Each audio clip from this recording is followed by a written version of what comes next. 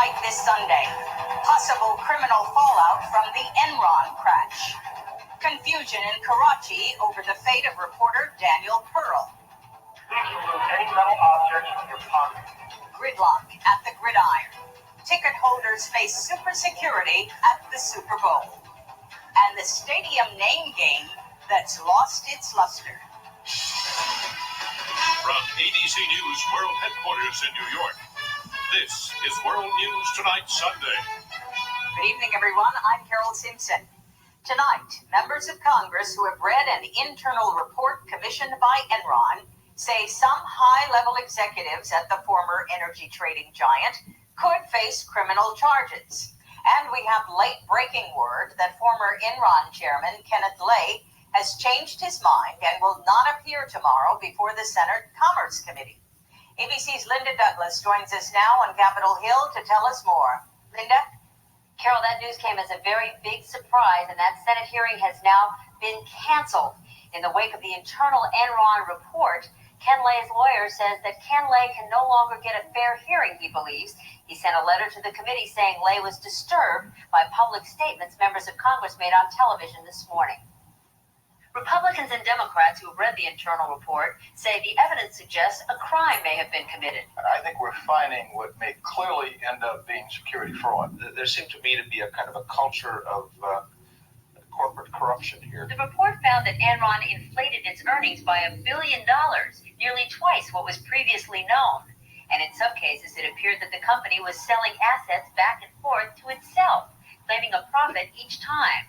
The report says some top Enron employees set up partnerships with each other in order to make themselves rich. Executives were literally recruiting people into what essentially could be described almost as a conspiracy against the corporation itself. Former Chief Financial Officer Andrew Fastow, who gets most of the blame in the report, is expected to take the Fifth Amendment before Congress this week. Other top officials, such as ex-CEO Ken Lay, say they didn't know what was going on. In Houston today, some former employees were skeptical. These are very intelligent people. I find it very hard to believe that a large part of them didn't have any idea. Enron's top officials say their accountant, Arthur Anderson, signed off on the questionable business deals. Anderson insists that the accountants did not have all the facts. Today, the firm appointed a former Federal Reserve Board chairman, Paul Volcker, to recommend some sweeping reforms. Real people got hurt. We understand that. And the question isn't, what can we have done better? Or what do we do wrong or not do wrong? The question is, what can we do better? Senator Byron Dorgan, who was to chair tomorrow's hearing, told ABC News that he is very disappointed by Lay's decision. He says Lay owes it to the public and to the Congress to tell everything he knows. But Senator Dorgan says that now that the internal report points some blame on Ken Lay, Lay may be less willing to talk, Carol. Thank you very much, Linda. ABC's Linda Douglas reporting from Capitol Hill.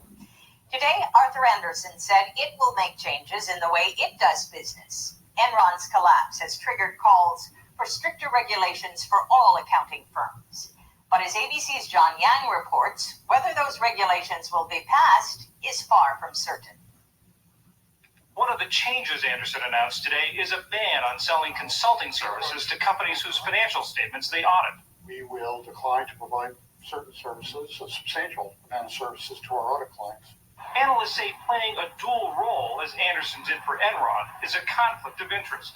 Anderson may have turned a blind eye to questionable accounting practices at Enron to protect its lucrative consulting contracts. If auditors are compromised, they will be less effective watchdogs, and they will tend to defer to management more often and to permit dangerously aggressive financial policies to be followed.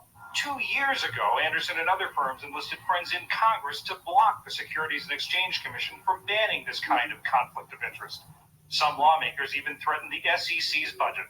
The reaction was much more severe, much more pronounced than on any issue I dealt with. Again and again, the industry has used its clout on Capitol Hill to block stricter government oversight. The industry has given more than $27 million to congressional candidates since 1995. New York Senator Charles Schumer, a Democrat, received the most, more than $329,000. And the House Commerce Committee Chairman Billy Tozan, a Republican, got over $143,000. The industry says it has no apologies for making its voice heard. As to our involvement and our 340,000 member involvement in the political process, yes, we're involved in the political process. We have things to say. Although the accounting industry itself has agreed to a ban, broader reform will remain in doubt as long as there are close ties between federal regulators and the industry they regulate. John Yang, ABC News, Washington. Today, the Bush administration leveled more charges against Iran.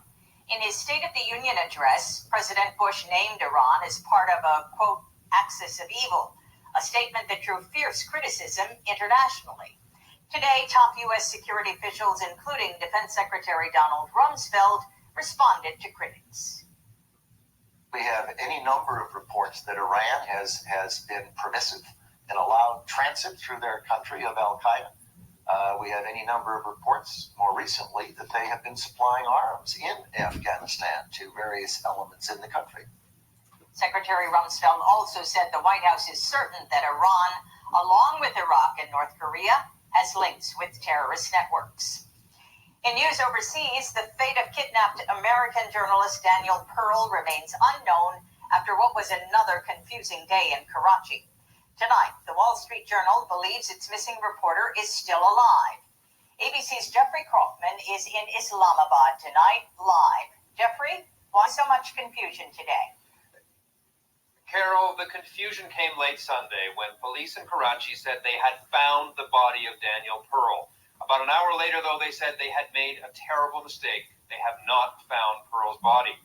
Meanwhile, Karachi police say that with assistance from U.S. investigators, they have determined that of the raft of emails purporting to come from Pearl's kidnappers, all but the first two are hoaxes. The first two, as you may recall, came with photographs of Pearl in captivity, and police say an identifying marker that has not been seen in subsequent emails. If that is correct, that means they have not heard from Pearl's abductors since last Wednesday, which may explain why today Pakistan appointed a new team to lead the investigation and put its top anti-terrorism expert at the helm. Carol? Thank you very much. Jeffrey Kaufman reporting from Islamabad. In other news from overseas tonight, a strong earthquake rocks Turkey. Dozens of people are dead, more than 150 injured. The magnitude 6 earthquake also destroyed more than 150 buildings. Officials say many more casualties were avoided since it is Sunday and most shops were closed. Yasser Arafat today pledged an end to attack on Israeli civilians. In an opinion piece in the New York Times, the Palestinian leader said he condemned terrorist violence against Israeli citizens. Israeli Prime Minister Ariel Sharon, who meets with President Bush later this week, called Arafat, quote, irrelevant. In Northern Ireland today, at a rally in Londonderry, thousands of people marked one of that country's darkest days. Bloody Sunday took place 30 years ago, when British soldiers killed 13 civil rights marchers. Back in this country, historic security at one of America's most popular sports rituals, the Super Bowl. Thousands of ticket holders were kept waiting at the gates, as ABC's Mike Von Friend in New Orleans tells us. Mike, how bad was it? Carol, a bit hectic. Now, this is the first time that the Secret Service has been called in to protect a sporting event. People showed up 5.5 hours before kickoff. The lines were several city blocks long, but tempers never got short. As 76,000 fans poured into the streets outside the Superdome, the speakers overhead blared the warning that getting past the 8-foot-high barbed wire fence that surrounds the stadium would be a hands-on experience. The security checks will consist of a light patting of your person. There were no exceptions. Young and old were patted down. Ladies, you can come around to your right. Guys, stay to the left. They were then sent to another line to pass through metal detectors, but no one seemed to mind. So far, the security around here has been very good. I've been impressed by the National Guard and the police in the New Orleans area, so I'm feeling better, but I'm still a little bit anxious. We feel pretty safe here. Safer here than anywhere else, probably. The airspace over the Superdome is now closed to all commercial aircraft and being patrolled by military fighters. This is the most secure sporting event ever, and what fans experience today is what Super Bowls could all be like in the future. Carol? Mike Von Friend in New Orleans, thank you so much for reporting. Still ahead on World News Tonight this Sunday, how the Enron scandal may affect rates for electric customers in the West, the fight at the pharmacy counter between some senior citizens and the Bush administration, and what's in a name when it comes to stadiums. This is World News Tonight Sunday, brought to you by Kellogg's.